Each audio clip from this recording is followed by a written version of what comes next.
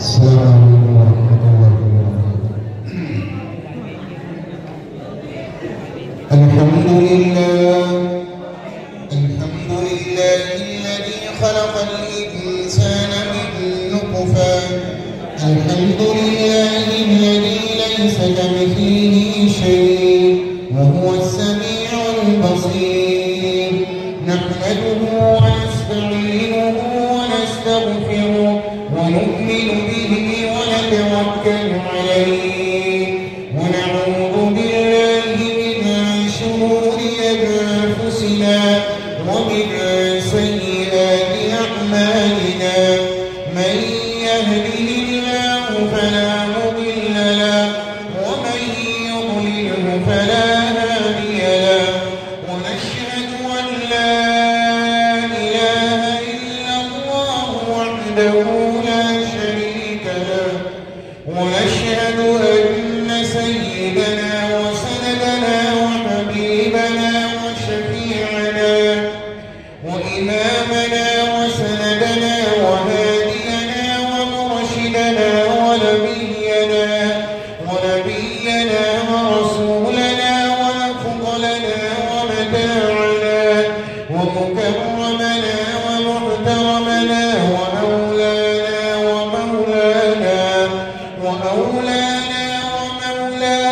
محمدا عبده ورسوله لا رسول بعده ولا رسالة بعده لا نبي بعده ولا نبوة بعده. أرسله الله بالحق بشيرا ونذيرا وداعيا إلى الله بإذنه وسراجا منيرا. وصلى الله تبارك وتعالى عليه وعلى آله وأصحابه وأزواجه وذرياته وبارك وسلم تسليما كثيرا كثيرا. أما بعد فأعوذ بالله من الشيطان الرجيم. بسم الله الرحمن الرحيم. وأطيعوا الله ورسوله ولا تنازعوا فتفشلوا وتذهب ريحكم واصبروا إن الله مع الصابرين. وقال تعالى واعتصموا بحبل الله جميعا ولا تفرقوا.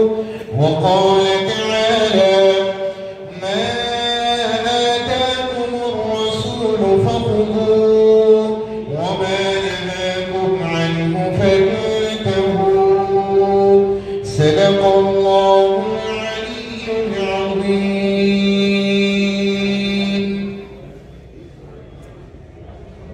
وقال النبي صلى الله تعالى عليه وسلم الدين النصيحة الدين النصيحة الدين النصيحة. قلنا لمن يا رسول الله؟ قال لله ولكتابه ولرسوله ولأئمة المسلمين وعامتهم. وقال النبي صلى الله تعالى عليه وسلم المسلم من سلم المسلمون من لسانه ويده. وقال النبي صلى الله تعالى عليه وسلم يا أبا سفيان جئتكم بكرامة الدنيا والآخرة وجعل الذلة والصغار على من خالف أمري أو كما قال النبي صلى الله تعالى عليه وسلم. درود شریف پڑھ لیجیے ایک مرتبہ.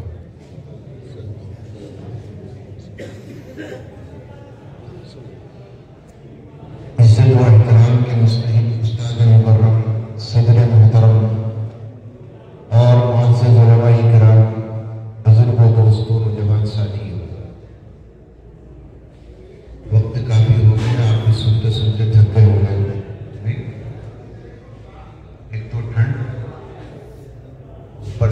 ذنب وغفر. اگر آپ چاہتے ہیں کہ سناؤ، اگر اجازت ہو تو ہے بھائی، موڈ میں ہو یا نہیں ہے موڈ میں؟ چلیے انشاءاللہ العزیز، بات شروع کرنے سے پہلے میں 2-3 اشعار دعائیہ مناجات اللہ کے دربار عالیہ میں دل کی عقیدت و محبت کے ساتھ پیش کرتا ہوں. اللہ ہم سب کے حق میں اس دعا کو قبول فرمائے. مجھے درد محبت دے خدایا اپنی الفت دے، مجھے درد محبت دے خدایا اپنی الفت دے. تیری یادوں میں بیتے جو مجھے وہ شام خلوت دے. تیری یادوں جو مجھے وہ شام خلوت دے. یوں ہی پھرتا رہوں گا کب تلک خواہش کے دلدل میں. یوں ہی پھرتا رہوں گا کب تلک خواہش کے دلدل میں. تیری خواہش ہو یا ربیہ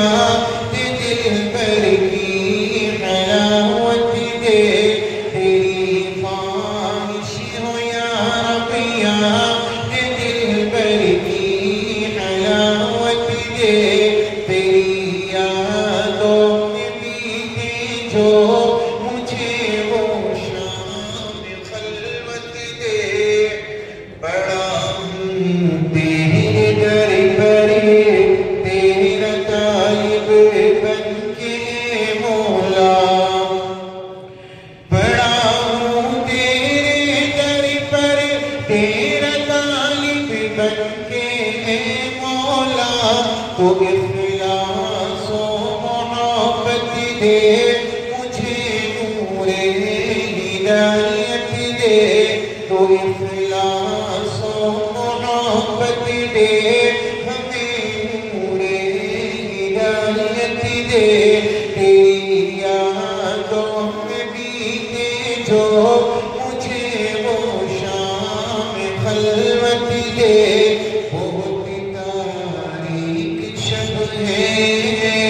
اور رستا ہے کٹھن مولا، بہت تاریک شب ہے. اور رستا ہے کٹھن مولا، مجھے تو شوق منزل میں فنائے دل کی نعمت دے. تیری یادوں میں بیتے جو مجھے وہ شام خلوت دے. کروں قربانی اپنی چاہتوں کو تیری چاہت پر. کروں قربانی اپنی چاہتوں کو تیری چاہت پر. بڑی آرزو ہے چاہت دل بر کی چاہت دے. تیری یادوں میں بیتے جو مجھے وہ شام خلوت دے. مجھے درد محبت دے خدایا اپنی الفت دے. تیری یادوں میں بیتے جو مجھے وہ شام خلوت دے. آمین اللہم آمین. اللہ ہم سب کے حق میں اس مناجات کو، اس بات کو اپنی بارگاہ میں قبول فرمائے. آمین. قرآن کی آیات میں نے آپ کے سامنے تلاوت کی ہے. اللہ تبارک و تعالیٰ نے کیا بیان کیا؟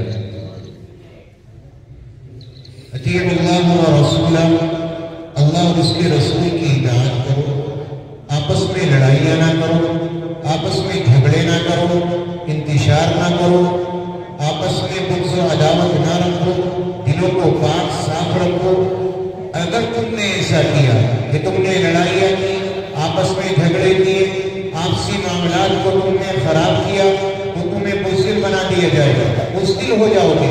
اللہ نے جو تمہارا روح و دبدبہ، اللہ نے جو تمہاری ہوا بنا کر رکھی ہے وہ غیروں کے دلوں سے نکل کر چلی جائے گی۔ اس لیے ایک دوسرے کی باتوں پر صبر کرو، بے شک اللہ صبر کرنے والوں کے ساتھ میں ہے۔ میرے رب نے بیان فرمایا اللہ کی رسی کو مضبوطی سے اکٹھے ہو کر تھامو، آپس میں تفرقہ نہ کرو، آپس میں لڑائیاں نہ کرو، آپس میں انتشار نہ کرو۔ اللہ تبارک و تعالیٰ نے فرمایا انما المؤمنون اخوہ فاصلحوا بین اخویکم واتقوا اللہ لعلکم ترحمون۔ دنیا کے تمام ایمان والے جو پوری دنیا میں بستے اور رہتے ہیں وہ سارے ایک دوسرے کے بھائی ہیں، آپس میں ایک دوسرے کے درمیان میں صلح کیا کرو، اللہ سے ڈرو تاکہ تم پر رحم کیا جائے۔ آیات میں تقریباً ایک ہی بات اللہ تبارک و تعالیٰ نے بیان کی ہے، وہ یہ ہے کہ آپس میں مسلمانوں کو لڑنا نہیں چاہیے۔ جو حدیث مبارکہ میں نے آپ کے سامنے پیش کی ہے، میرے آقا نے اس میں دین داری کا تصور پیش کیا۔ آج کا مسلمان کیا سمجھتا ہے؟ خالی داڑھی رکھ لی، نمازیں پڑھ لی، جماعت میں چلا گیا، آدمی دیندار ہو گیا، اب اسے کسی اور چیز کی ضرورت نہیں ہے۔ تاجدار مدینہ امام الانبیاء نے دینداری کی چیزوں کے مجموعے کو بیان کیا۔ آئیے آقا علیہ الصلوۃ والسلام نے فرمایا الدین النصیحہ، الدین النصیحہ، الدین النصیحہ۔ دین نام ہے خیر خواہی کا، دین نام ہے خیر خواہی کا، دین نام ہے خیر خواہی کا، دوسرے کے ساتھ بھلائی کے چاہنے کا۔ اگر آپ کسی کے ساتھ بھلائی چاہتے ہو، اگر آپ کسی کے بھلے بن کر زندگی گزارتے ہو، آپ کسی کے کام آ جاتے ہو، کسی کے لیے اچھا سوچتے اور کرتے ہو، میرے آپ کے نبی نے 3 مرتبہ بیان فرمایا یہ آدمی دیندار ہے جس کے دل کے اندر لوگوں کے لیے بھلائی کا جذبہ پیدا ہوتا ہے۔ صحابہ نے عرض کیا یا رسول اللہ یہ خیر خواہی کس کے ساتھ میں رکھی؟ اپنوں کے ساتھ، غیروں کے ساتھ، کس کے ساتھ میں؟ اور میرے آپ کے نبی نے کیا بیان فرمایا؟ بس وہ بات عرض کر کے آپ کے درمیان سے رخصت ہو جاؤں گا۔ میرے آپ کے نبی نے بیان فرمایا قال للہ، اگر تمہیں خیر خواہ بننا ہے پہلے نمبر پر اپنے رب کے ساتھ خیر خواہی کا معاملہ کرو۔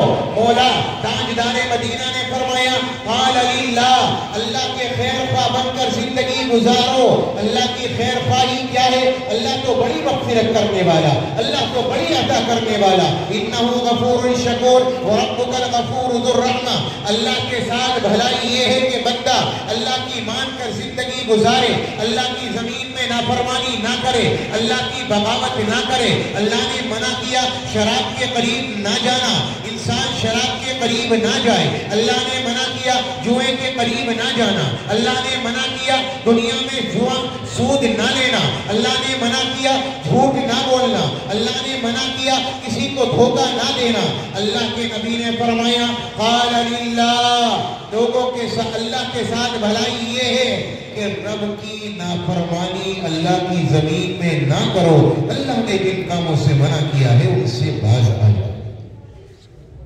قال للہ ولی کتابی ولی رسولی ولی ائمۃ المسلمین وعامتہم، فرمایا اللہ کی کتاب، اللہ کے قرآن کے ساتھ بھلے بن کر زندگی گزارو۔ اس کی خیر خواہی کیا ہے؟ قرآن کے پڑھنے والے بنو، قرآن کریم کو سیکھنے والے بنو، قرآن کے ساتھ سکھانے والے بنو، ان کے تعاون کرنے والے بنو، ان سے محبت کرنے والے بنو، قرآن کے سننے والے بنو۔ قرآن کریم کے 5 حق ہیں ہر مسلمان پر۔ پہلا حق یہ ہے کہ قرآن کریم کو پڑھا جائے، دوسرا حق یہ ہے قرآن کریم کو سمجھا جائے، تیسرا حق یہ ہے کہ اس پر عمل کیا جائے، اور چوتھا حق یہ ہے کہ ساری دنیا میں پہنچانے کی اس کی نیت رکھی جائے۔ یہ 4 حق ہر مسلمان کے ذمہ ہے۔ اب ہمارا صرف ایک ہی حق رہ گیا، کیا؟ ہم لوگ سوچتے ہیں پڑھ لو بات بن گئی، دیگر لوگ سوچتے ہیں تعاون کر دو بات ختم ہو گئی۔ اتنا ہی ہے نا؟ قال للہ ولکتابہ، اللہ کے قرآن کے ساتھ خالی پڑھ لینا، یہ خالی تعاون کر دینا، یہ مکمل خیر خواہی نہیں ہے۔ اصل یہ ہے کہ قرآن کریم کو پڑھا جائے، جیسے پڑھنے کا حق ہے، قرآن کریم کو سمجھا جائے، قرآن کریم پر عمل کیا جائے، قرآن کریم کو ساری دنیا کے کے لوگوں تک پہنچانے کی کوشش کی جائے.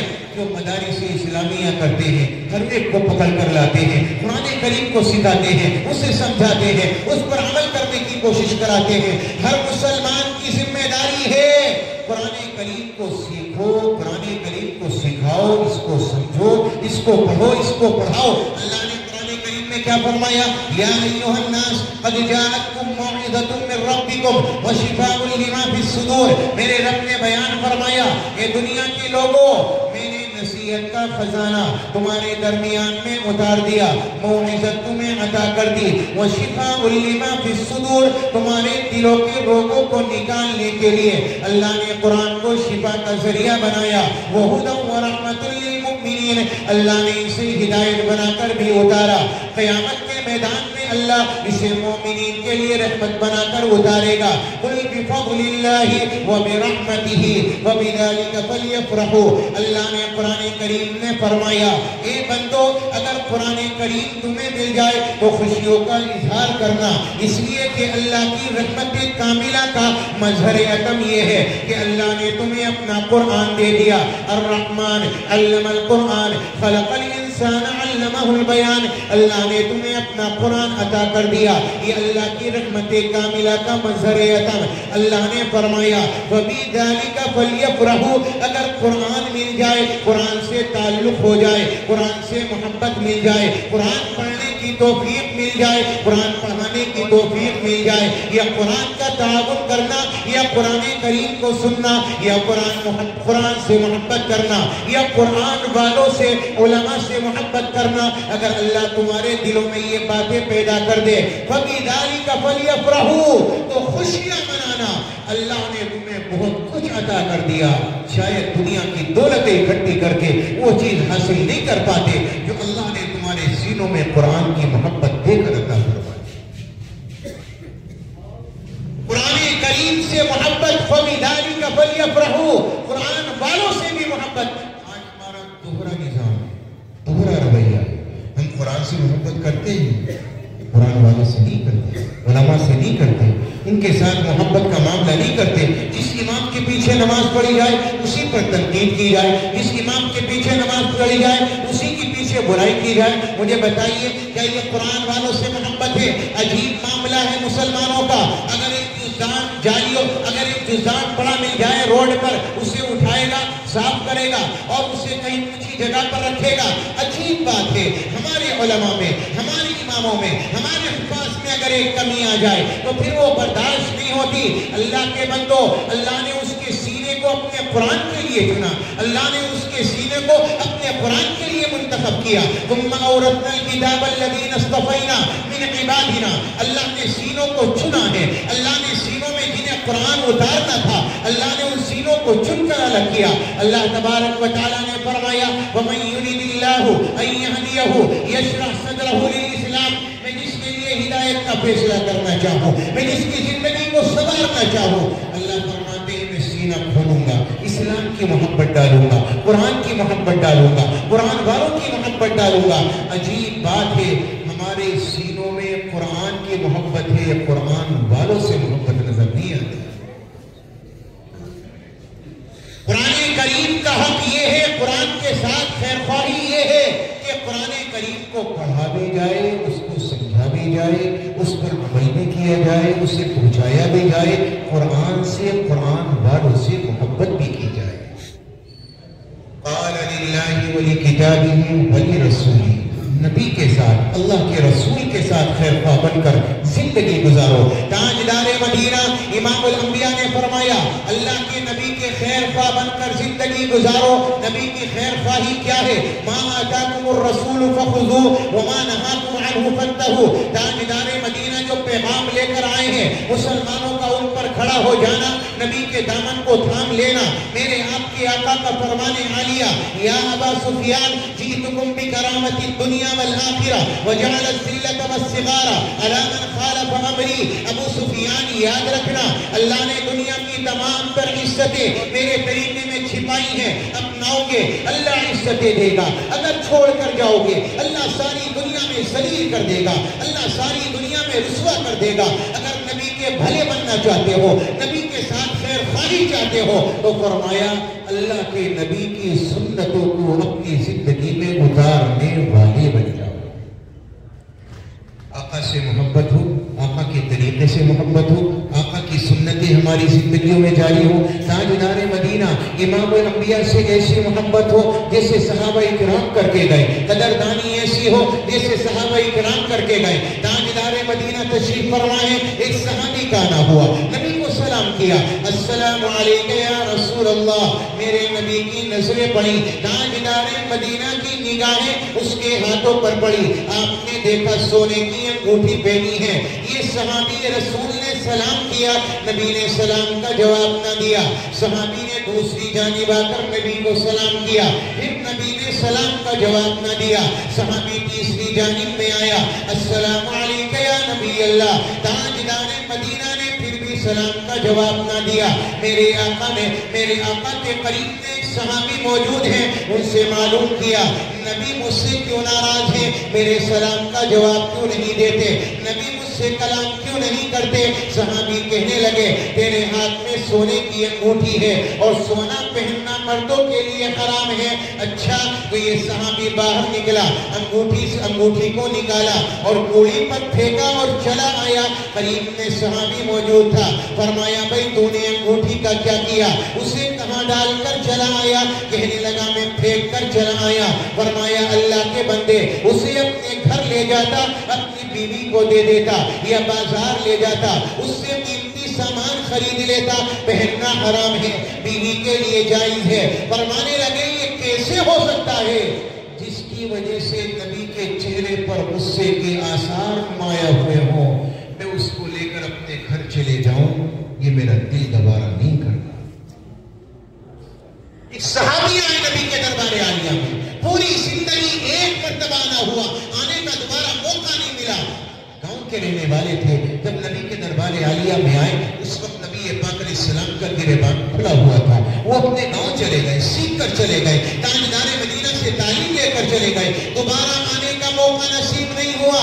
فرماتے پوری زندگی اپنے گریبان کے بٹن نہیں لگائے, اپنے گریبان کو کھول کر رکھا. کسی نے معلوم کیا یہ گریبان کیوں کھول کر رکھتے ہو, اسے بند کیوں نہیں کرتے. فرماتے میں بند نہیں کروں گا, میں نے جب رسول اللہ کو دیکھا تھا اسی حال میں دیکھا تھا. یہ قدردانی تھی.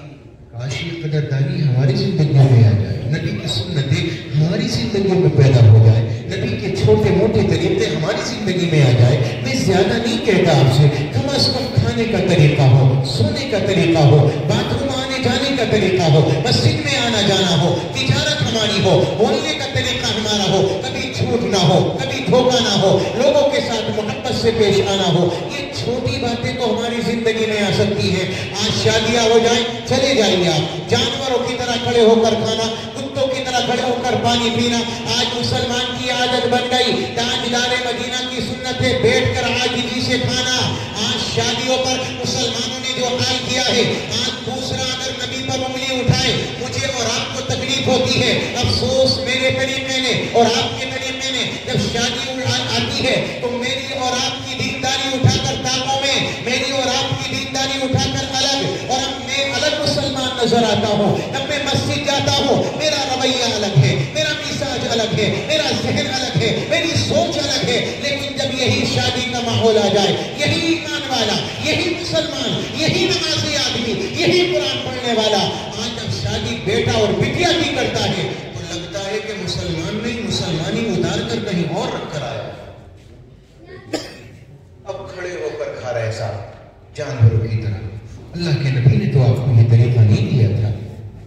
عجیب بات ہے, نبی پاک علیہ السلام کی سنتیں مٹا کر, نبی کے دل پر آرے چلا کر مسلمان اپنے آپ کو دیندار سمجھتا ہے. نمازیں پڑھ لی بس دیندار ہو گیا, روزے رکھ لیے بس دیندار ہو گیا. تاجدار مدینہ امام الانبیاء کی سنتوں کا جنازہ نکالا, آپ نے نبی کی سنتوں کو مٹایا. تاجدار مدینہ کے دل پر چھریاں چلائی اور مسلمان پھر یہ سمجھے کہ میں تو بڑا دیندار آدمی ہوں, میں تو نمازی ہوں, اللہ کی مدد آئے گی, اللہ کی نصرت آئے گی. تو یہ میرا اور آپ کا تصور ہے. وَإِن تَتَوَلَّوْا يَسْتَبْدِلْ قَوْمًا غَيْرَكُمْ ثُمَّ لَا يَكُونُوا أَمْثَالَكُمْ. یاد رکھنا اگر ہم اس منہ گردانی سے باز نہ آئیں, نبی کی یہ خلاف ورزی, نبی پاک علیہ السلام کی بنانا اگر ہم نے نہیں چھوڑا تو یاد رکھیے گا اللہ ہمیں بدل دے گا، اللہ تعالیٰ ہمیں مٹا دے گا، ہماری جگہ دوسری قومیں لے کر آئے گا، وہ ہماری جیسی نافرمان نہیں ہوگی، ہماری جیسی باغی نہیں ہوگی، ہماری جیسے بغاوت کرنے والی نہیں ہوگی۔ سچی بات تو یہ ہے کہ ہم لوگ آج رب کے بھی باغی ہیں اور جناب رسول اللہ صلی اللہ علیہ وسلم کے بھی باغی ہیں۔ قال للہ ولکتابہ ولرسولہ، اللہ کے رسول کے خیر خواہ بن کر زندگی گزارو، اپنی زندگی میں رسول اللہ کی سنتیں لے کر آؤ، طریقے لے کر آؤ، اولاد کی زندگی میں اتارو، انہیں لے کر بیٹھو، تنہائی میں لے کر بیٹھو۔ کوئی باپ اولاد کو لے کر بیٹھتا ہی نہیں۔ آج کیا مزاج ہے؟ صبح کو نکلا، شام کو آیا، آنے کے بعد اپنے یاروں میں بیٹھا، دوستوں میں بیٹھا، اولاد کو آپ نے کب وقت دیا؟ آپ کیا سمجھتے ہو جب یہ اولاد جوان ہو جائے گی، جب یہ کچی مکی پٹی پکی بن جائے گی، آپ کیا سمجھتے ہو پھر علماء سدھار دیں گے، پھر کیا جماعت سدھار دے گی؟ نہیں نہیں نہیں نہیں، یہ ماں باپ کی ذمہ داری ہے، اللہ نے ذمہ دار ماں باپ کو بنایا ہے۔ ایک ماں کو چاہیے اولاد کو لے کر بیٹھے، ایک باپ کو چاہیے کہ وہ اپنے کام سے آئے، جب وہ حلال کما کر آئے تو اپنی اولاد کے پاس میں بیٹھے، اسے دینداری سکھلائے، اسے دنیا میں سکھلائے، اسے دنیا میں رہنے کا طریقہ بتائے، اس کی ذہن سازی کرے، اس کے دل کو بنانے کی فکر کرے، یہ کوشش کرے اس کے دل میں اللہ کی محبت ہو، رسول اللہ کی محبت ہو، نبی کا طریقہ ہو۔ جب ایک باپ ایک ماں اس کوشش کو لے کر کھڑے ہوں گے، اللہ کی قسم پھر جماعت میں جانے کی بھی نوبت نہیں آئے، اولاد ایٹومیٹکلی دیندار پیدا ہوگی اور دیندار بننے والی۔ لیکن نظام کیا ہے؟ پوری زندگی حلال کمائیں گے، کڑی محنت کریں گے، لیکن اولاد کو دینداری کے نام پر، سمجھانے کے نام پر 1 گھنٹہ میرے اور آپ کے پاس نہیں۔ پوری زندگی گزر گئی، کبھی اولاد کے ساتھ بیٹھے ہی نہیں، کیسے کرنا ہے، کیسے سمجھانا ہے، نہیں سمجھانا۔ لکھا ہے 60 سال تک ایسے زندگی گزارو اولاد کے ساتھ میں، انہیں لگے کہ ہم بادشاہ ہیں اور یہ ماں باپ ہمارے غلام ہیں، اور 7 سال سے 14 سال تک اپنی اولاد کے ساتھ ایسا رویہ اختیار کرو کہ اولاد کو اتنا ادب سکھلا دو، اتنا ادب سکھلا دو کہ اولاد کو یہ محسوس ہو یہ ماں باپ ہمارے بادشاہ ہیں، ہم ان کے غلام ہیں۔ 7 سال سے 21 سال تک انہیں دین کی باتیں سمجھاؤ، ان کے دنیا کے سامنے، دنیا کے مشورے ان کے سامنے رکھو، اپنی باتیں بتاؤ، ان کی باتیں سنو۔ لیکن نظام کیا ہوتا ہے؟ 25 سال تک تو اولاد کو بندہ چھوٹا ہی نہیں، جب اس کی شادی ہو گئی، شادی کے بعد اب نظام کیا ہے کہ شادی کے بعد اب باپ سوچتا ہے میرے پاس تو بیٹھتا ہی نہیں، ماں سوچتی ہے میرے پاس تو بیٹھتا ہی نہیں، جب ضرورت نہیں تو آپ نہیں بیٹھے، یہ کیوں بیٹھے؟ آپ نے کبھی وقت دیا اولاد کو؟ کبھی آپ ان کے پاس میں بیٹھے، کبھی دل کی بات کہی آپ نے ان سے؟ نہیں، جو وقت آپ کا بچہ 4 گھنٹے 3 گھنٹے آپ نے اسے چوپالوں پہ گزار دیا، آپ نے اسے لوگوں کے سامنے ساتھ میں گزار دیا، یا ان کے ساتھ میں گزار دیا، وقت ضائع کر دیا پینے میں، سگریٹ پینے میں، حقے پینے میں۔ اب بڑے ہو کر جب اولاد آپ کی جوان ہو گئی، جب وہ کسی کے ساتھ بن گئی، اب آپ یہ تصور کرتے ہیں میری اولاد میرے ساتھ میں بیٹھے، کیوں بیٹھے بھائی؟ تم نے وقت دیا، تم نے اولاد کو پیسہ دیا، آج اولاد بھی تمہیں پیسہ دے رہی، لو یہ جو ضرورت ہو ابا لے لیجیے، دوائی کی ضرورت ہے ٹھیک ہے ہم لا دیں گے، گھر کی ضرورت ہے ہم لا دیں گے، ٹھنڈے پانی کا انتظام گرم کا ہم کریں گے، آپ کے لیے اسی کا انتظام ہم کریں گے۔ اولاد سب کچھ کر رہی ہے لیکن وقت نہیں دے رہی، اس لیے کہ وہ کام تم نے بھی نہیں کیا۔ اولاد انہیں وقت دو، ان کے ساتھ میں بیٹھو، ان سے محبت کا معاملہ کرو۔ قال للہ ولکتابہ ولرسولہ ولائمۃ المسلمین وعامتہم۔ میں وقت زیادہ ہوتا جا رہا ہے، اپنی اصلی بات آپ کے سامنے رکھنا چاہتا ہوں کہ لوگوں کے ساتھ خیر خواہ بن کر زندگی گزارو، اپنے لوگوں کے ساتھ، رشتہ داروں کے ساتھ، اپنے ذمہ داروں کے ساتھ، اماموں کے ساتھ، علماء کے ساتھ، پردھانوں کے ساتھ، جو آپ کے ذمہ دار ہیں، آپ کی قوم کے رہبر ہیں، ان کے ساتھ خیر خواہی کرو۔ آپ کا پڑوسی، آپ کا رشتہ دار غریب ہے، اس کے کام آؤ، اس کے ساتھ محبت کا معاملہ کرو۔ آج ہمارا جتنا تعلق ہے لیول کا ہے، اگر میرے لیول کا آدمی ہے تو میں اس کے ساتھ محبت کا معاملہ کروں گا، اس کی گاڑی میری گاڑی، میری گاڑی اس کی گاڑی، لیکن یہی گاڑی کسی غریب کے کام آ جائے یہ ضرور ہمارے پاس نہیں ہے۔ کیا ہے بھائی؟ نہیں، ہاں مالدار کی گاڑی لے جا سکتا ہے، میرے ہم پلہ لے جا سکتا ہے، لیکن لیکن کوئی غریب مجھ سے آ کر مانگے تو پھر میرا دل گوارا کرے گا؟ تیار یہ توڑنا دے دے. رات کی تنہائی ہو، اس سے کوئی پریشانی ہو، قریب آپ کا دروازہ کھٹکھٹانے سے ڈرتا ہے، کہیں ایسا نہ ہو انکار نہ کر دے یا یہ کچھ کہہ نہ دے، وہ غریب ہی کے پاس جائے گا. یہ دوہرا رویہ میں نے اور آپ نے اپنے معاشرے میں بنایا تو آج دلوں میں تفرقہ پیدا ہو گیا، دلوں میں انتشار آ گئے. اللہ کے نبی نے آپ کو یہ تعلیم دی ہے، لوگوں کے کام آؤ، لوگوں سے محبت سے پیش آؤ. تاجدار مدینہ کے دربار عالیہ میں ایک صحابی آیا، کہنے لگا ایھا الاسلامی افضل، آقا دنیا کا بہترین مسلمان کون سا، سب سے اعلیٰ مسلمان کون سا؟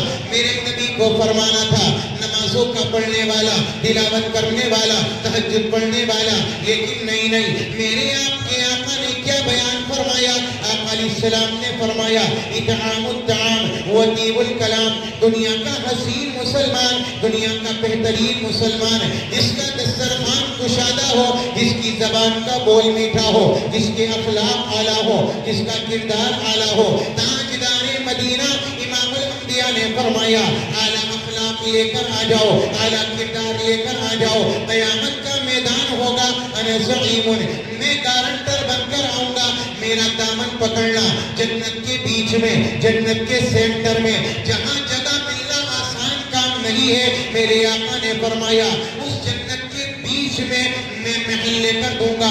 آقا یہ محل کس کو لے کر دو گے؟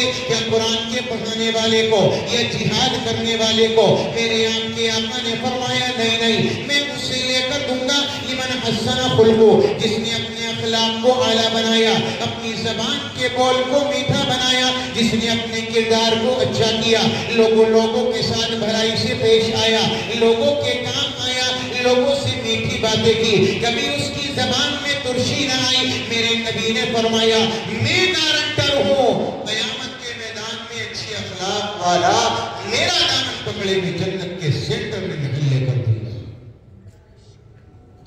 سب سے بڑی بات یہ نمازی ہیں لیکن اخلاق والے نہیں ہیں، کردار ہمارے پاس نہیں ہے. سچی بات ہے. سگا بڑا نمازی اللہ کے راستے میں جاتا ہے، سگے بھائی سے منہ موڑے ہوئے، منہ اتنا موٹا، کیا بات ہوئی، کوئی نہیں بولتا، یہ ہمارا اپنا مسئلہ ہے، آپ اس میں کلام نہ کریں. صحیح ہے نا؟ سچی بتاؤ، یہ دینداری تو اصل یہی تھی نا کہ آپ لوگوں کے کام آتے، لوگوں سے محبت سے پیش آتے، لوگوں کے ساتھ اخلاق سے پیش آتے. تاجدار مدینہ امام الانبیاء کے ایک صحابی رسول ہیں، حضرت ابو دجانہ، کیا فرماتے ہیں میں نے پوری زندگی نبی کے ساتھ میں گزاری، کوئی جگہ ایسی نہیں ہے جو شرکت نہ کی ہو، کوئی نماز انہوں نے نہیں چھوڑی، تہجد انہوں نے پڑھی، قرآن کی تلاوت انہوں نے کی ہے، لیکن کیا فرماتے ہیں مجھے اپنے کسی نیک عمل پر کوئی بھروسہ نہیں ہے کہ اللہ قبول کر لے گا، بس ہاں ایک نیک عمل ہے، مجھے اللہ کی ذات سے امید ہے کہ میرا اللہ ضرور قبول کرے گا. صحابہ نے پوچھا اچھا تہجد؟ فرمایا نہیں. اچھا جہاد؟ فرمایا نہیں. بدر؟ فرمایا وہ بھی نہیں. اچھا پھر کیا ہے؟ فرمانے لگے ماما تجد وحدم بلسانی، آج تک میں نے اپنی زبان سے کسی کو تکلیف نہیں پہنچائی، ولا اجد فی قلبی غلا لأحد، اور آج تک میں نے اپنے سینے میں کسی کے لیے کینہ نہیں پالا، میں نے اپنے دل میں کسی کے لیے کینہ نہیں پالا. میرے دل کا یقین ہے کہ میرا اللہ میری زبان کی صفائی پر، میرے دل کی صفائی پر میری مغفرت کا فیصلہ ضرور کرے گا. دل صاف لے کر آؤ، زبان صاف لے کر آؤ، دل میں پیار پیدا کرو، زبان پر مٹھاس پیدا کرو، اچھے اخلاق بناؤ، اعلیٰ کردار بناؤ. اصل دینداری یہ ہے کہ آپ لوگوں سے محبت سے پیش آتے ہیں یا نہیں آتے، آپ پڑوسی کے کام آتے ہیں یا نہیں آتے، آپ غریبوں کے کام آتے ہیں یا نہیں آتے، آپ کے دلوں میں لوگوں کے لیے پیار ہے یا نہیں، ہمدردی ہے یا نہیں. اگر پڑوسی کو پریشانی آ جائے آپ کے دل میں درد اٹھتا ہے یا نہیں اٹھتا، آپ کا دل بے چین ہوتا ہے یا نہیں ہوتا؟ اگر نہیں ہوتا آپ دیندار نہیں ہو سکتے. آپ کے دل میں لوگوں کے لیے تڑپ ہونی چاہیے، آپ کے دلوں میں لوگوں کے لیے محبتیں ہونی چاہیے. اگر کسی کو دکھ پہنچے، اگر کسی کو غم پہنچے، آپ کے دل میں اس غم کا احساس ہونا چاہیے. میرے آپ کے آقا نے کیا فرمایا؟ دنیا کے تمام مسلمان، دنیا کے تمام ایمان والے ایک جسم کی طرح ہیں، ایک جسم کی طرح ہیں. اگر پاؤں میں کانٹا چبھے کبھی سر یہ نہیں کہتا کہ بھائی تو جان یہ تیرا کام ہے، کبھی سر میں درد ہو تو باقی جسم یہ نہیں کہتا بھائی تو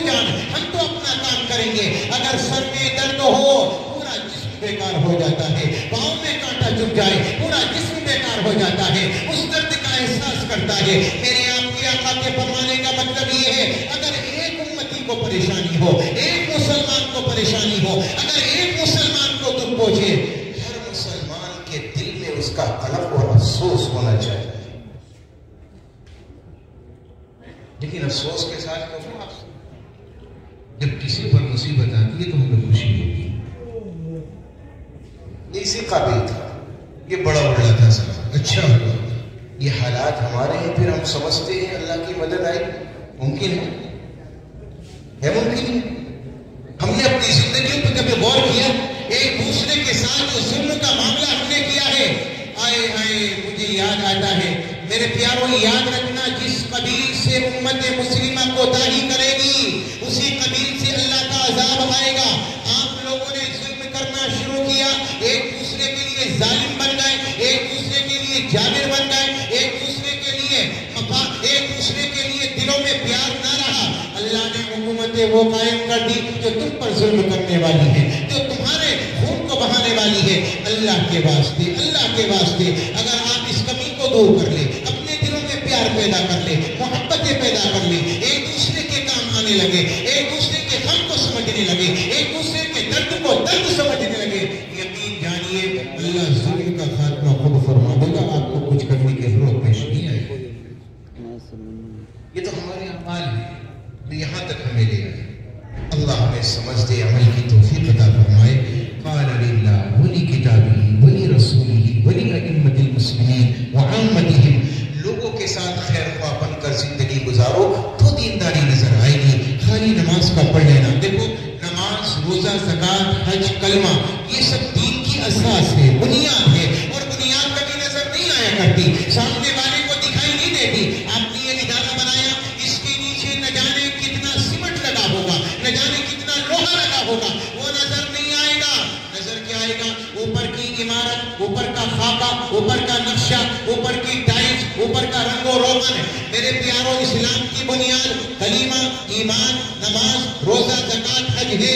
یہ بنیاد ہے, یہ مضبوط ہونی چاہیے. لیکن یہ سامنے والے کو متاثر نہیں کرے گی, سامنے والے پر اثر ڈالے گی اسلام کی عمارت. وہ ہے آپ کا کردار, آپ کی زبان کا بول, آپ کے اخلاق, آپ کی تجارت, آپ کا رہن سہن, آپ کا لوگوں کے ساتھ رویہ, آپ کا لوگوں کے ساتھ پیش آنا. یہ اسلام کی عمارت ہے. یہ جتنی اعلیٰ ہوگی, یہ جتنی خوبصورت ہوگی, اس میں جتنا پیار ہوگا, اس میں جتنی اچھائیاں ہوگی, سمجھ لیجیے معاشرہ آپ کا اتنا اچھا ہوگا اور سامنے والا اتنا ہی اسلام سے متاثر ہوگا. آپ لاکھ دن روزے رکھتے رہے, نمازیں پڑھتے رہے, سامنے والوں کیا فرق؟ زبان میں مٹھاس ہو, آپ کا کردار اچھا ہو, لوگوں کے درد کو درد سمجھتے ہوں, آپ لوگوں کے کام آتے ہیں, پھر دیکھیے لوگوں کے دلوں میں آپ کے لیے کتنا پیار پھوٹے گا, آپ کے لیے دلوں میں کتنی محبتیں آئیں گی. اللہ نے فرمایا ایک دوسرے سے لڑو نہیں, جھگڑو نہیں, دلوں میں پیار پیدا کرو, محبتیں پیدا کرو, اخلاق سے پیش آؤ. یہی اسلام ہے. اللہ تبارک و تعالیٰ کے پیارے حبیب محمد رسول اللہ صلی اللہ علیہ وسلم نے فرمایا مسلمان اپنے آپ کو دیندار تب ثابت کرے گا جب اس کی زندگی میں لوگوں کے لیے ہمدردیاں ہوں, لوگوں کے لیے پیار ہو. اللہ تبارک و تعالیٰ یہ پیار و محبت ہماری زندگیوں میں عطا فرمائے. میں کہا کرتا ہوں ایمان کی دولت کھو بیٹھے, اسلام کی عظمت بھول گئے, غیروں کے فسانے یاد رہے اور اپنی حقیقت بھول گئے. اخلاق کا شیشہ چور ہوا, انصاف دلوں سے دور ہوا, اللہ کا شکوہ یاد رہا اور اپنی شرارت بھول گئے. اور آن کے پارے پارے میں اللہ سے کرتے ہیں باتیں, میدان عمل سے دور ہوئے, قرآن کی تلاوت بھول گئے, میزان عمل سے دور ہوئے, دولت کے نشے میں چور ہوئے. اسلام مٹانا یاد رہا, باطل کو مٹانا بھول گئے. دنیا کا گھر آباد کیا, عقبہ کا گھر برباد کیا. مشکل میں خدا کو بھول گئے، منہ دیکھ لیا ہے شیشے میں، پردہ نہ دیکھا سینے میں، دل میں سا لگایا جینے میں، مرنے کو مسلمان بھول گئے، داڑھی کو تم نے صاف کیا اور دل کو نبی کے چاک کیا، اس کام سے خوش ہوتا ہے خدا، وہ کام مسلمان بھول گئے، دولت کے پجاری بن بیٹھے، عہدوں کے پجاری بن بیٹھے، قارون کی پیروی کرنے لگے، آقا کی نصیحت بھول گئے، کیا کذب و زنا، کیا بغض و دغا، ہر ایک ہمارا فعل برا، عزت کے لٹیرے بن بیٹھے، عزت کی حفاظت بھول گئے، اسلام کے غازی بن نہ سکے، ہم دل سے نمازی بن نہ سکے، جن سجدوں میں ملتا ہے وہ خدا، ہم ایسی نمازیں بھول گئے، سینوں میں کدورت رکھتے ہیں، آپس میں نفرت کرتے ہیں، سینوں میں کدورت رکھتے ہیں، آپس میں نفرت کرتے ہیں، سکھلایا نبی نے جو پیار و وفا، وہ پیار و محبت بھول گئے، ایمان کی دولت کھو بیٹھے، اسلام کی عظمت بھول گئے، غیروں کے فسانے یاد رہے اور اپنی حقیقت بھول گئے۔ اللہ مجھے بھی آپ کو بھی عمل کی توفیق عطا فرمائے۔ سر سی باتیں بجوڑ سی میں نے آپ کے سامنے عرض کی ہے، اللہ مجھے بھی آپ کو بھی عمل کی توفیق سے مالامال